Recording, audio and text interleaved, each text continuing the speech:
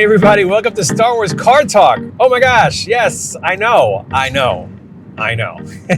Maurice from Jedi Toy Masters, and I hope you are having a wonderful fall here in the Northeast. It's starting to get chilly, but that's cool, man. That's the changing of the seasons. There's something nice about the changing of the seasons, and it's something nice about just being able to experience that. But enough about the seasons. Let's talk about Star Wars. So yeah, it's been a while. I took a little bit of a break. I took a little hiatus. You can check out all of our previous episodes if you're watching this on YouTube. They're on this playlist where all these episodes are on. And you can check out some of our other videos too. We just recently did a toy unboxing. It could be our last toy unboxing, guys, of 2022 though. So you go on and check that out because it was fun, and I did it with my sons and they enjoyed it. Of course they enjoyed it. It's a toy unboxing. But you haven't done this Star Wars Card Talk in a while. This is the bi-weekly podcast here on YouTube and also wherever you listen to podcasts, whether it's Anchor, iTunes, or Apple Podcasts, or Spotify, wherever. So if you're catching this episode because you're a fan and you have watched all the previous episodes, and welcome back. Thank you for hanging in there and joining me today. And if you're new, if you just stumbled onto this, well, welcome. And basically, this is me. I'm a Star Wars fan. I'm a huge Star Wars geek, and I love Star Wars. And now I have 3 sons that love Star Wars as well, and that's what Jedi Toy Masters is all about. And this podcast in particular is just me getting to kind of vent my thoughts and feelings about Star Wars while I'm driving, because I do a lot of driving. So that's what this show is about. But let's dive right into it, because there's a lot of stuff that has been happening. A lot of stuff happened since my last episode. We had the Obi Wan show. It came and went. We experienced Obi Wan Kenobi, and it is what it is. It was what it was. And I'm going to talk about it a little bit, what I thought. But then also we have, the Andor show that we're right smack now. We're right heading towards the final 2 episodes of this season. And we are promised a second season. And I think because of the way the show has developed and what we've seen so far, it's kind of obvious that we are going to get a second season anyway, I'm going to talk about that as well. And we're going to touch a little bit on Tales of the Jedi and some other stuff that pops into my head as far as Star Wars news or Star Wars toys as well. So I'm going to take a sip of my coffee and we're going to hop right in. Okay, so I'm back. That wasn't a commercial break. That was me literally taking a sip of coffee. If you're listening and you wondered what that pause was. Obi-Wan Kenobi. Oh my gosh. What can I say? We as a family, when I say we, I mean me, my wife, my boys, because anytime something new Star Wars comes out, we watch it together. And we were super excited for the Obi-Wan show. We were, I was excited. My boys were super excited. Number one, because it's Star Wars. It's something new Star Wars. And we're always game. We're always excited for something new that's Star Wars, because it's Star Wars and we love it. And the fact that it was Obi-Wan and it was the return of Ewan McGregor, and that Hayden Christensen was coming back as Anakin, that we were going to see Inquisitors. I had no idea that we would see Luke and Leia. I mean, I kind of had a hunch that maybe we would see like a young Luke, but I didn't think it would be a major plot point, and it wasn't. Although maybe towards the end it was. But I had no idea that we were going to get young Leia. I had no idea where the story was going to go, what the story was going to be. And so as a fan, my reaction to the first few episodes was that it was a little bit of a slow start. And I I understood why they were presenting Obi Wan as this hermit man that has become a slave to the routine, and that he has not lost, but he's like tucked away his connection to the Force, and that he is basically living a almost defeated life. And I don't know if I the one thing I didn't understand was is it because he is waiting for the right time? Because wasn't that the plan with Obi Wan? Not Obi Wan. The plan with Yoda, him and Yoda kind of said like, you're gonna take Luke to Tatooine. You're gonna watch over this kid. When the time is right, he'll be trained. And he says that in the show. He says it to Owen Lars. He must be trained.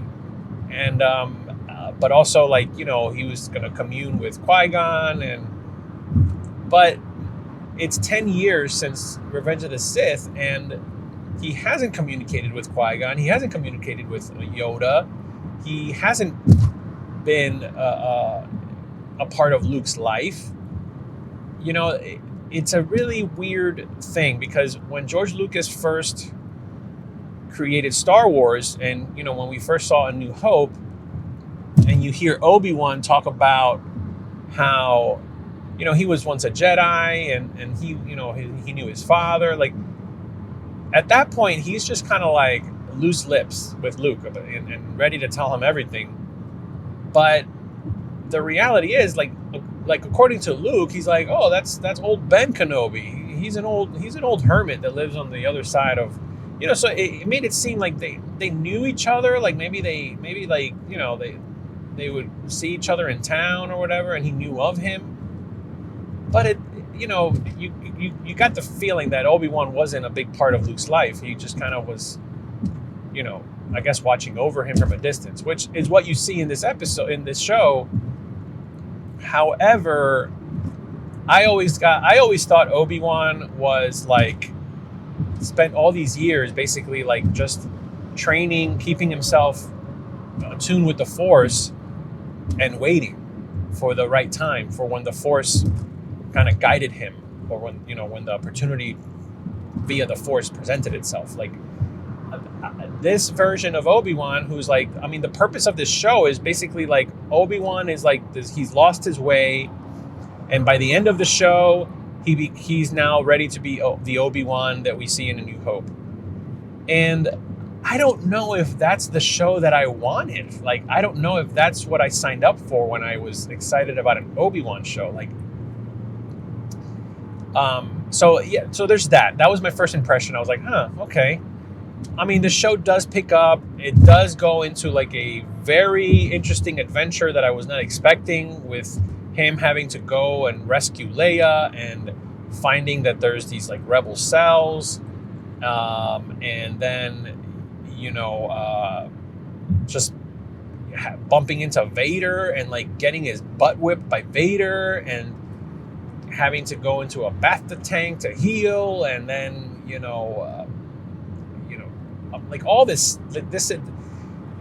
whole adventure that he goes on just was like I wasn't expecting that. And then I definitely wasn't expecting, although if you read online and you followed the rumor mill, it was kind of the unfortunate thing of this Reva Inquisitor character came true, which was, I was hoping that it wasn't going to be like that, and it turned out that it was, which is that she ended up being just as important of a character in this show as Obi-Wan, and her story has merit, because it just shows that these Inquisitors were Jedi, and they're not as vicious as they think they are.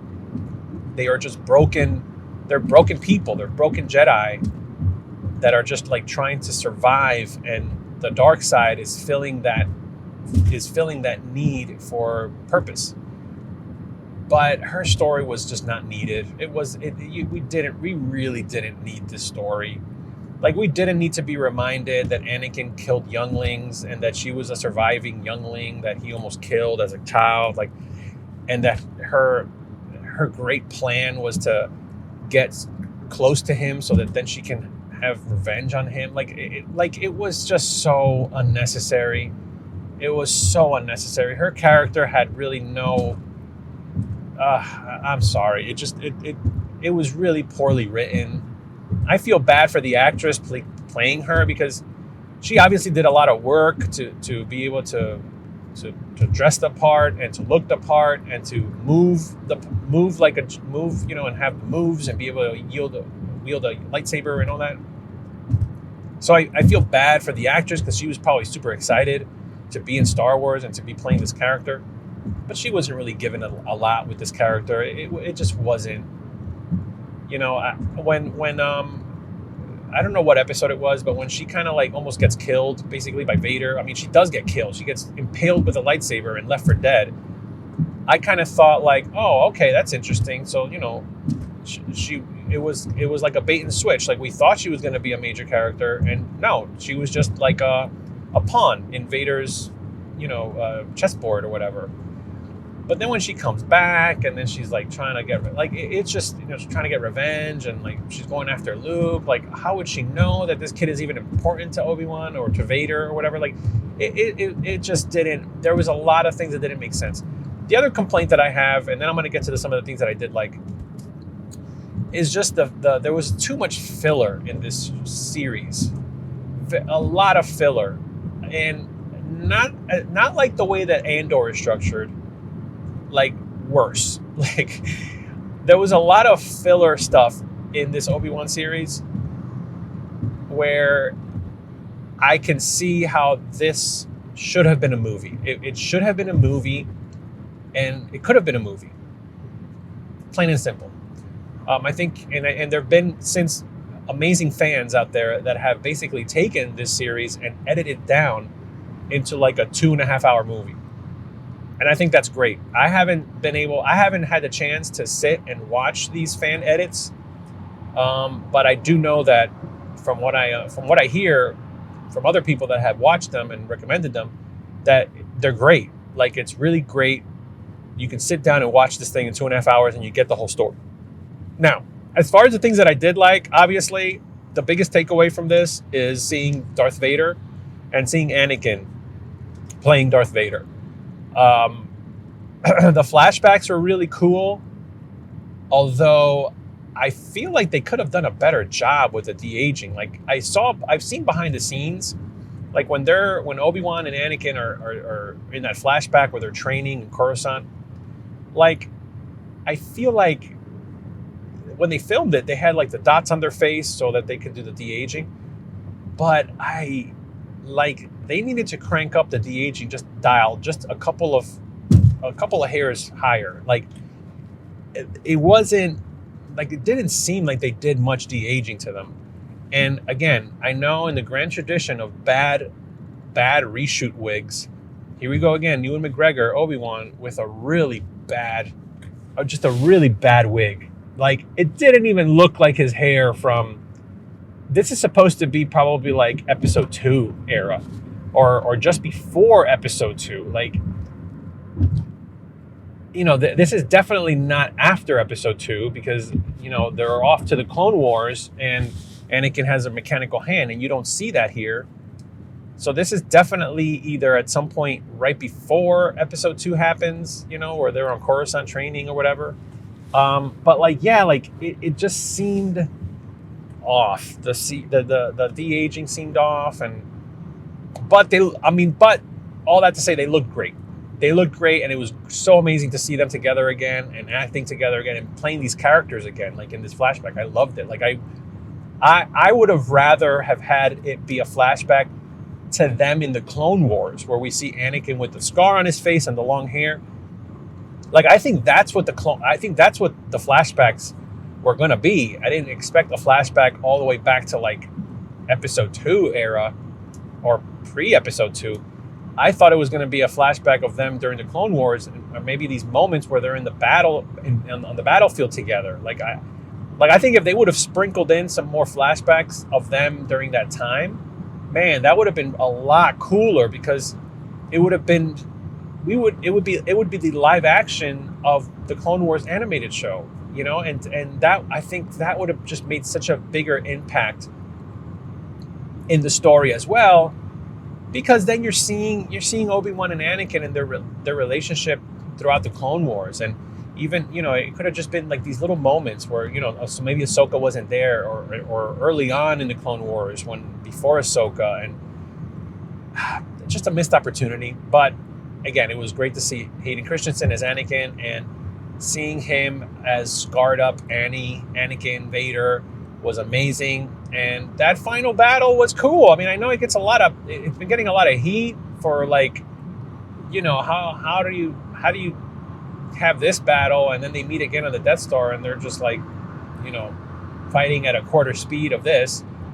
And then, of course, you get a lot of criticism with Obi Wan picking up all the rocks and throwing them at him. And I think that was a little bit of a cop-out, in the sense that it was just kind of, I feel like they threw that in there just to justify Rey being able to pick up all those rocks in The Last Jedi.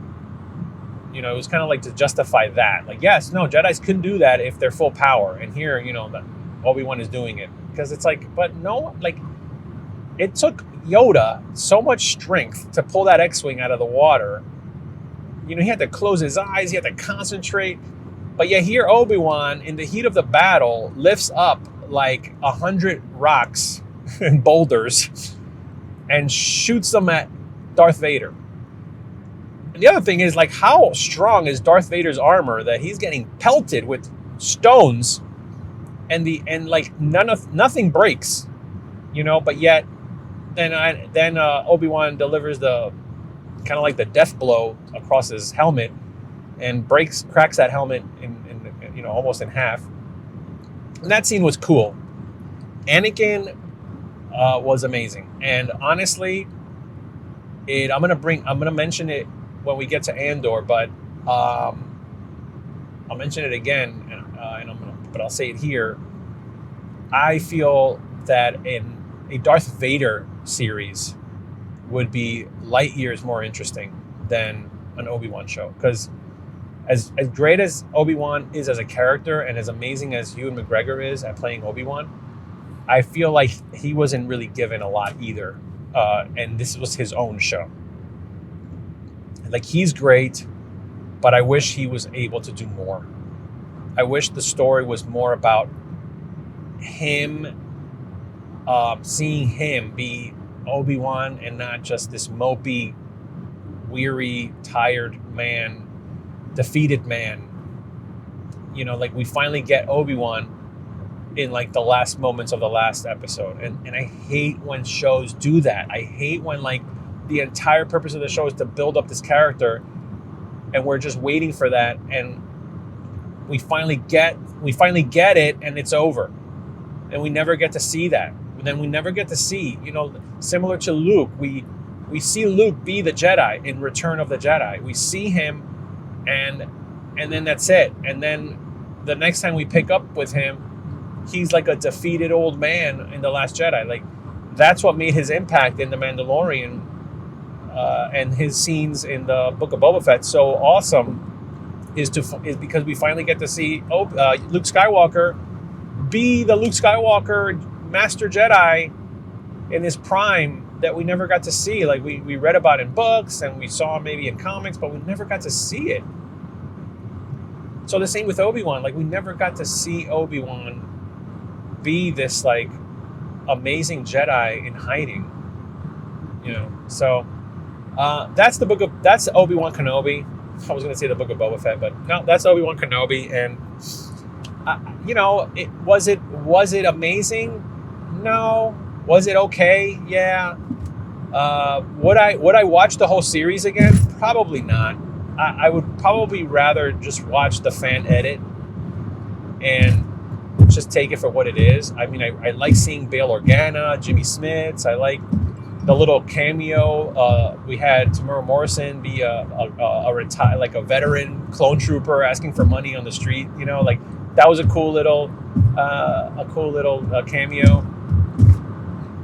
You know, but it's not a really memorable show. I think the two things that stood out to me, like when I think back on that whole show, that whole series, was the final battle and seeing Anakin Skywalker, Darth Vader, with the helmet half broken, and you see that face, and what he says is so chilling, that he's the one that killed Anakin, that he, you know, and then seeing Qui-Gon at the end was kind of cool. But everything else was like kind of forgettable, you know? I didn't like the Grand Inquisitor's design.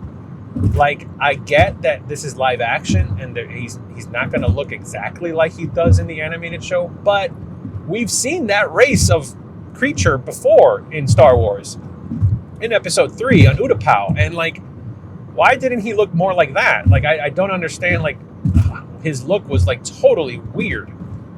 Like, it looked like a bad cosplay of the Inquisitor, the Grand Inquisitor. Anyway, enough about Obi Wan. Moving right along as I take my second sip of coffee, or third, I lost count. Here we go. We have Andor. That's right. The book of I was going to say the Book of Andor, but Andor. I know a lot of people have been. This show I think is a little bit. I don't want to say divisive, because really something like The Last Jedi was divisive. Like, you have people that loved it, people that hated it,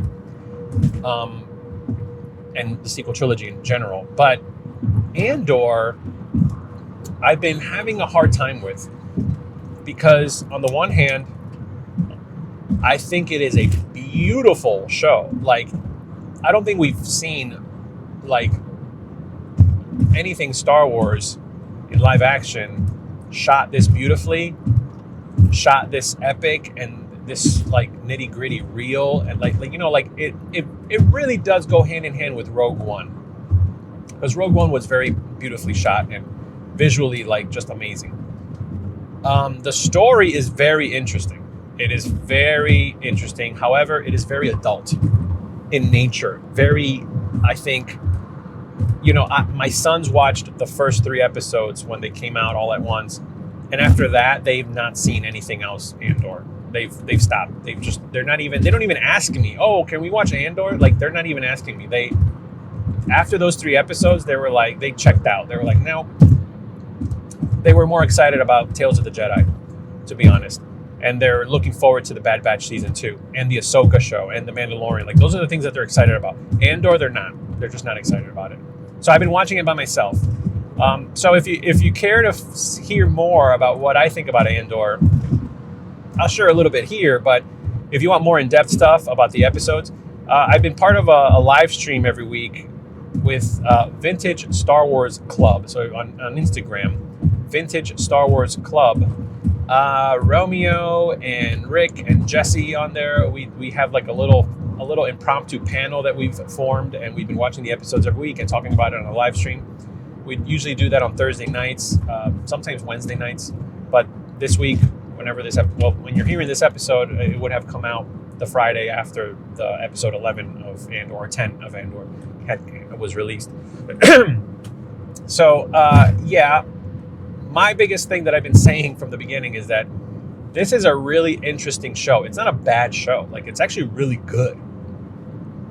It's just not Star Wars to me. And I have a hard time really articulating that, because I don't want it to come off as, oh, this is crap, this is not Star Wars. Because Star Wars is, you know, it's like very subjective. It's like, well, what's Star Wars to somebody is not Star Wars to somebody else. And I get that. But like, to me, like in my headcanon, like this just doesn't feel, it just doesn't feel Star Wars enough for me to, like, in my head, I'm watching this and I'm not thinking this is Star Wars. I'm thinking this is a really good sci-fi show. You know, like that's how I'm viewing this show. I'm viewing this show of the perspective of, these are really interesting characters. This is really interesting stuff. There's intrigue, and it's a thriller, and there's political drama, and there's action, and it's just interesting. It's an interesting take on, like, you know, dystopian society and tyranny and all this stuff. themes in there, but I just don't like it's in my brain is not clocking it as Star Wars. My brain is just clocking it as like a really interesting, beautiful science fiction show. And I think that's why, to me, it's not Star Wars, because to me, Star Wars is supposed to be fantasy adventure. Like, to me, Star Wars has always been fantasy adventure. I think Rogue One worked for me because it had enough elements of the fantasy adventure to kind of still be Star Wars.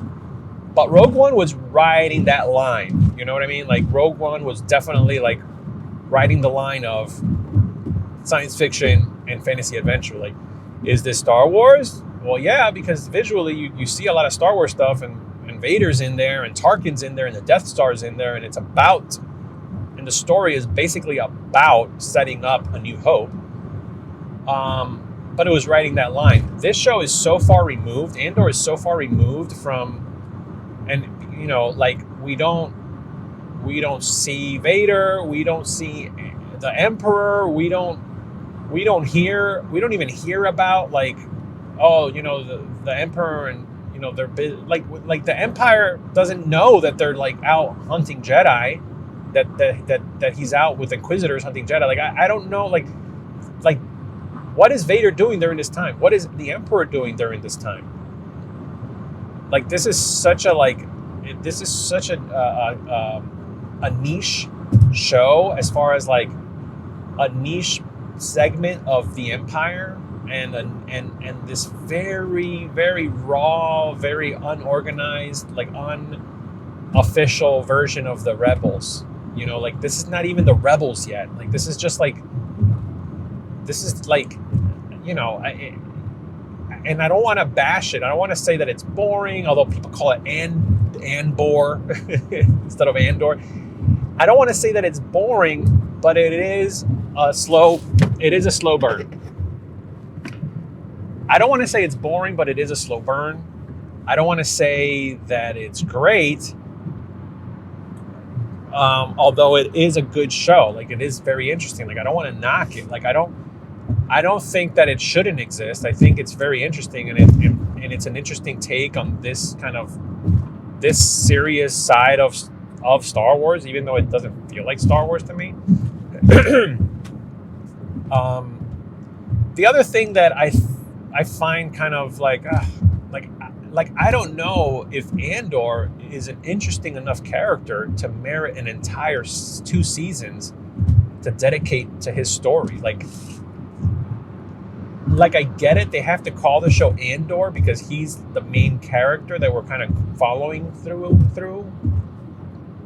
But really the show is more about what Andor represents. And I think he represents like people getting sick and tired of the Empire and joining the rebellion, and then going on to making a difference. Like I think that's the spirit of the show. That's the spirit of this genesis of the character Cassian Andor. But it's really not like he's such an important character, or he's such a memorable character. Like I don't know. Like I don't think he is. Like I think he's put in situations, and he's rubbing shoulders with characters that are vastly more important than he is, and more interesting. And like the greatest thing that Andor does is eventually like join Jyn Erso to get the plans, and you know, he kind of makes it to the end to like make sure it gets done, and then he, you know, but I don't know that he's an interesting enough character to kind of, for me to, you know, like I don't like, and again, it's not a kids show, so it's not like kids are running to, I want an Andor action figure, you know, like I want an Andor, like not I don't even think adult collectors are really that, even adult collectors who love this show, I don't think are running out to get like the hot toy Andor figure, you know what I mean? Like it, you know, and again, if you want to hear more about the specifics of the episodes, check out the live stream over at Vintage Star Wars Club that we do every week. But the one thing that I will say, and I'll move on, is that, again, I was watching one of the episodes and I thought to myself, man, like, I think it would help, even if they do mention the Emperor, but man, like, it would be nice if at some point, like, we see Vader. Like, we see Vader, like, maybe, like, even if it's just like a scene where it's passing through, or like, oh, Vader's here or whatever. Excuse me. And then I thought to myself, well, that's the thing. Like, if we see Vader, that's really going to get us as Star Wars fans excited, because we see Vader now in another little time period during this time of between episode 3 and episode 4. And then I thought, well, see, that's the thing then. Like, I think a Darth Vader series would make more sense. Like, how amazing would it be? Like, the Darth Vader comic, which I've not read, but I've heard is great. There's so many stories about Darth Vader during this time. Like, he's a complex character more than ever because of all this backstory that we have on him now, and that we know that Anakin is in there. I would love to see a series about Darth Vader, his struggles with going out there and finding Jedi and destroying the Jedi, and having the Inquisitors, be like his little team, and him, and that dynamic, and the fact that he really doesn't like the Inquisitors. Like, he's using them, but like they're, but he doesn't need them. Like, at the end of the day, like, if it was up to him, he would wipe them out too. Like, I love that dynamic, and we got a hint of it in Obi Wan, where he's like, so like, at the end, he just wants to get Obi Wan and find him, and the Emperor is just like, you're kind of obsessed with this guy, like, what's the deal? And he's like, oh, no, nothing, I'm not obsessed, forget it. Like, I love that dynamic too, like, to see more of that, to see more of like his, he's like, he has to still be thinking about Padme through all this, and what he's lost, and using that anger to fuel his dark side powers, like his growing as a Sith, using that anger. That's so interesting. Like, I would see 12 episodes of that, of Darth Vader, like, but I don't know, like Andor, like we spent 3 episodes on him, like, trying to get some money, and like trying to hide the fact that he accidentally killed somebody. And then we spent another 3 episodes him, like, hanging around these people trying to plan a heist, and then we spent another like 3 episodes him getting arrested and put in prison, and like just being in prison, and then finally he break. Like, it's just like we're seeing these little snapshots of his life, and we're meant to kind of like go on this journey with him. But I just don't think he's an interesting enough character. Like, I don't know. And again, the series isn't over. We have, I think, 2 or 3 episodes left, and we're going to get a season 2. And my hope is that season 2 does a little bit of a time jump, and we finally get to see Andor as a rebel leader, going on missions, how he came to find K2SO and reprogram him and become his partner, whatever. And I really hope season 2 kind of leads into Rogue One. Like, that's what I hope. I mean, it's cool that we get to see Saw Gerrera, but like, we've only seen him in 2 episodes for 2 scenes, and we haven't seen him do anything. We haven't seen Saw Gerrera do anything. I don't know. But that's Andor. If you guys love it, I'd love to really know if you're watching it and you love it. Let me know why. I'd love to see like all the reasons why people are, you as a Star Wars fan, really enjoy it and really enjoy Andor. Like, do you like Andor as a character, or do you just like the show and the aesthetic? Like what? Because I like this show and I like the aesthetic, and I'm watching it because it is Star Wars related, but it's not it really is not doing it for me. And it's not scratching my Star Wars itch. It's just an interesting show. Anyway, that's Andor. Moving right along as I take another sip of my coffee. Okay. Now now we get to something that I'm actually very excited about, and that's Tales of the Jedi. This is the sleeper hit. Probably the only criticism that I'm going to give it, the only criticism that I will give it, is that the episodes are too short, and that they released them all at once. I feel like that was poor on Disney, like to make these like little short episodes and release them all at once. Like, these episodes could have been a few minutes longer. Like, you could have made them 24 minutes. You know what I mean? Not 15 or 16 or 17 minutes, whatever they are. They could have been at least 20 to 25 minutes long each. And you could have just released them one a week. To make them so short and release them all at once, you can basically watch them all in one sitting, and then you're done. Like, I plan on watching them all again because my wife didn't see any of them, hasn't watched any of them, and I really want her to watch them, because even though she's not like the biggest Star Wars fan, she's a Star Wars liker and supporter. Like, she supports us for liking Star Wars, and she does find a lot of Star Wars like interesting, and she likes that. But it's not like she's not like an obsessed nerd the way I am, and it's not like she's like, oh babe, we gotta watch, like, she's not. It's not like she's actively like pursuing Star Wars like we are as Star Wars freaks. But Tales of the Jedi surprised me right off the bat. The first episode, I would say, is probably. I would say the first episode is probably the weakest of all of them, but that's not a knock at it. Like, I think like all the episodes are A+, and the first one is probably just A. You know what I mean? Like, and it's because it's a kind of slow start, but because it's also it's dealing, it's about a child, it's about a baby, it's very kiddie, like it's very like it's compared to all the other episodes. This one is the most innocent of them, although the theme of life and death is a big theme in it. And I mean, the fact that they hunt an animal and like kill it in the episode, and that like that's really bold in such a like politically correct world that we live in.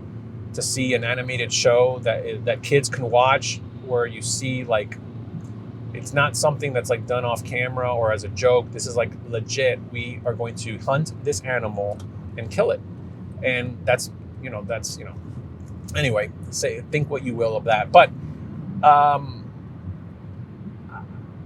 it was still an amazing episode, and it's an amazing little origin to Ahsoka. Like, I thought that was amazing. We get to see where she's from. We get to see what her people are like, her parents, and that she is special. And maybe that's why when we first meet her, she seems a little bratty, but it's because she was chosen to be a Jedi by the Force, and she's good. You know what I mean? Like, she's good. She's overlooked. Or I think it's taken for granted, I think, during a time when the Jedi became so religious with the Force. She was overlooked at how special she was. I think I think that's an interesting story point, that she truly developed to be a powerful Jedi, and I think it was very overlooked. And the fact that she left the Order and is still powerful with the Force, and a powerful warrior, a powerful Jedi, and has a really amazing moral compass, despite not being officially a Jedi because she left. It says a lot. It kind of makes you think, well, maybe that's what a true Jedi is. And that's kind of what Qui-Gon was. And so this show kind of touches on that. It touches on the contrast of like Ahsoka and Count Dooku and Qui-Gon, and how you have these two these two Jedi that came to similar conclusions as far as the Jedi and as far as the path that they saw, or where they saw, the direction that they saw things unfolding. And one chose the side of being proactive, and it was his undoing with Count Dooku, because he went the wrong way. And then you have Ahsoka, who kind of just went away, but then came back and was instrumental in a lot of things, like the Rebels, and she's in Rebels, and and all that. So the stories themselves were amazing. They were so like deep, like very deep themes, and very well written. Like, my gosh, like, this is what Dave Filoni can do with 18 minutes per episode. I am so looking forward to the Ahsoka show. Like, I genuinely hope that he got all the creative support that he could get for the Ahsoka show. And I really hope that the pressure of writing and directing a live action show, doesn't get to him. Like, I hope that during this production of Ahsoka, he was reaching out to George Lucas. I was going to say Luke. Yeah, but to George Lucas, and really getting his input. And I just hope that they really do it justice, because the Ahsoka show has the potential to really set the Star Wars universe, put it back on track, I think, in a way. And I say that because it's about Ahsoka and her, probably it's the last era that Ahsoka exists in, because we don't see her in the sequel trilogy. We don't see her. We hear her voice in The Rise of Skywalker, meaning that she's already gone.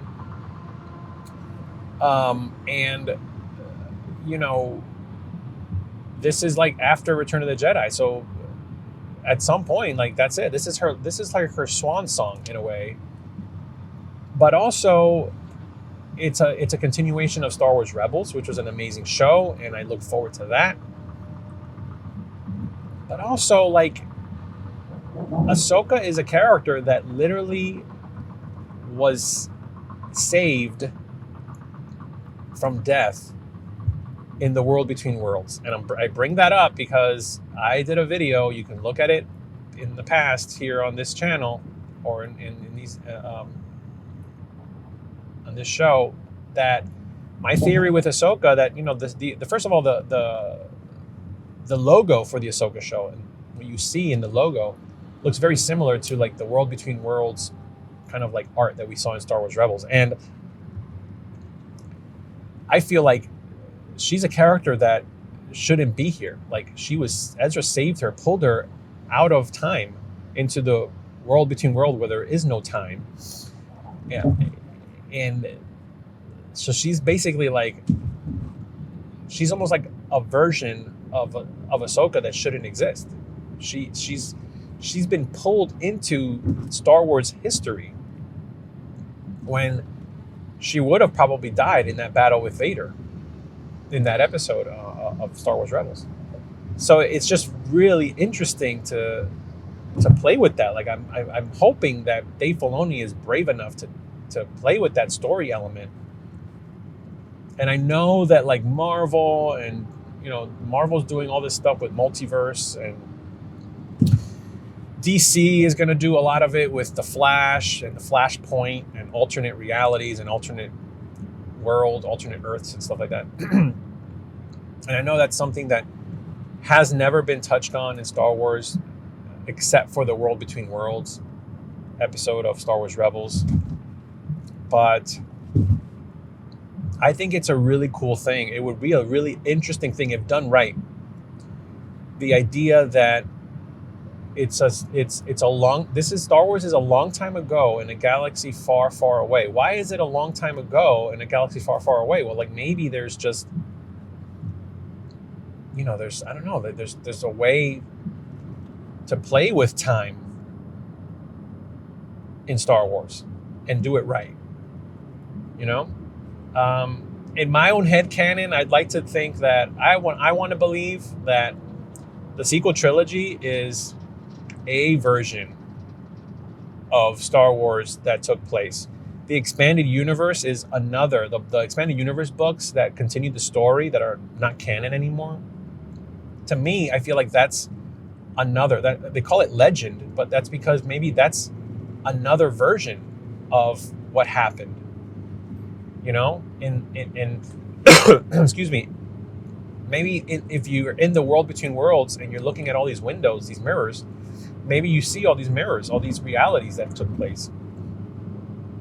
And the time period that we're watching right now, post Return of the Jedi into The Mandalorian, I think is like setting up the possibility. I think it could set up the possibility that eventually we're going to reach a point where we're going to reach a fork in the road. Like which reality are we actually going to like grow into? Are we like are these things setting up possibly like a new timeline? I know it sounds crazy.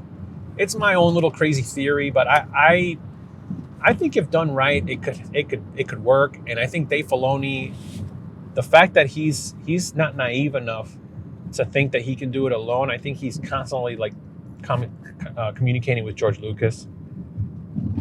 Every interview that I've ever seen of him, he's so passionate about Star Wars. He's so passionate about making sure that it's for kids, that there's hope, that it's fantasy adventure, that it's cool. You know what I mean?